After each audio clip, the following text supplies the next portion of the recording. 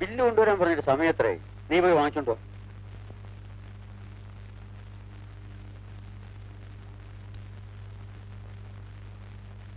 Susie, വിവാഹത്തിന് വരാൻ മറക്കരുത്. രേഖയും മകളും തലേ ദിവസമേ വരും. അവരോടൊപ്പം നീയും വരണം. എനിക്ക് സാറിനോട് ഒരു അപേക്ഷയുണ്ട്. എന്താ? ഈ അവസ്ഥയിൽ സാറിനോട് പറയണോ വേണ്ടോ എന്ന് ഞാൻ പല പ്രാവശ്യം ആലോചിച്ചു. ഇനി പറയാതിരുന്നാൽ... എന്താ സൂസി, പറയൂ. സാറിന്റെ മകന്റെ വിവാഹം നടക്കാൻ പാടില്ല. സൂസി!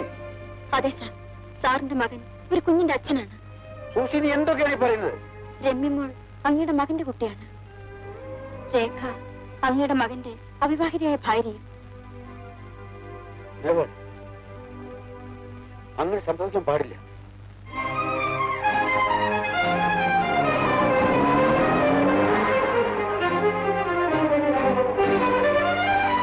ബാലേന്ദ്രനകത്തുണ്ടോ? ഉണ്ട്.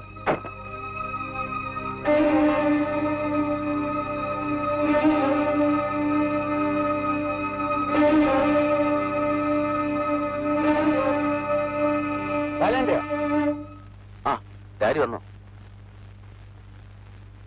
എന്താ ഡാഡി? എന്റെ മക്കൾ എന്റെ മുന്നിൽ കള്ളം പറയില്ലെന്നായിരുന്നു എന്റെ വിശ്വാസം. Especially U. വിനയനേക്കാൾ എല്ലാ കാര്യത്തിലും എനിക്ക് വിശ്വാസം നിന്നെയായിരുന്നു. ഇന്ന് നിന്നെ പറ്റി ചെയ്ത് പറഞ്ഞു കേട്ടപ്പോ എന്റെ മകൻ അച്ഛന്റെ മുമ്പിൽ അതിവിനയം കാണിക്കുന്ന സമർത്ഥനായ ഒരു അഭിനേതാവാണെന്ന് മനസ്സിലായി. ഡാഡി എന്തൊക്കെയാ പറയുന്നു? രേഖയും നീയും തമ്മിലുള്ള ബന്ധം എന്താണ്? ഒരു ബന്ധവുമില്ല. എന്നോട് കള്ളം പറയരുത്. എല്ലാം അറിഞ്ഞുകൊണ്ടാണ് ഞാൻ വന്നിരിക്കുന്നത്. രമ്യ നിന്റെ മകളല്ലേ? രമ്യ എന്റെ മകളോ? അതെ, രേഖയിൽ നിനക്ക് ജനിച്ച കുഞ്ഞ്. എനിക്ക് അങ്ങനെ ഒരു കുഞ്ഞില്ല.